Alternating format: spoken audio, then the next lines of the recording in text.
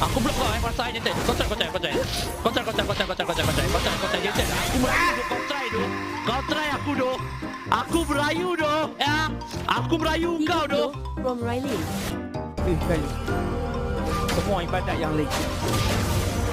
Kunci dia ialah solat.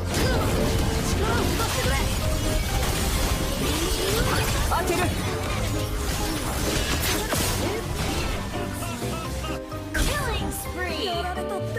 Farsa ni memang batak nama guys. Bagi pujian dekat Farsa kan dia nak nama lah.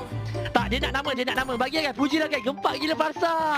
Uyo, dia boleh jadi pro player.